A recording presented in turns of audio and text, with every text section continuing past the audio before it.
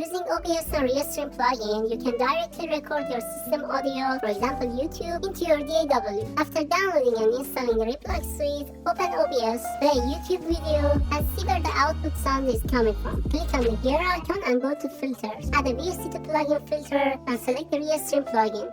Since we are going to get the sound out of the OBS into DAW, in this case Ableton, I renamed this instance of the plugin to OBS out. We are going to route the audio to the same computer, so we select Send and select Local Broadcast. We add an input audio capture into OBS and name it OBS in. This is for recording DAW sounds into OBS. Select any device you want, it doesn't even matter. This acts as a dummy input so we can load our VST2 plugin filter on it. Go to Filters and add another Restream plugin on this. In this case, we want to receive sounds from our DAW. So we rename this instance of plugin to OBS in. And select Receive. In Ableton, I've made two tracks. One to get the sounds from OBS out, the next one to record that. I insert the Restream plugin on the first track by renaming the identifier to OBS out and putting down Receive. The YouTube audio will be streamed to this track. You have to mute this track in order to avoid feedback.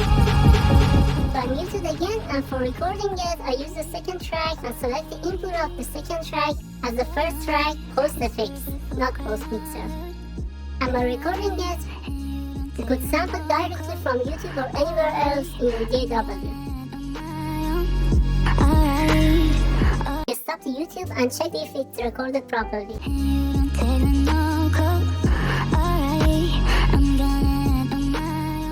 Now that we have this out of the way, to record DAW sound into OBS, we put a Restream plugin on the master, rename it to OBS in, and select Send to localhost. By this, the Ableton output will be streamed to OBS input.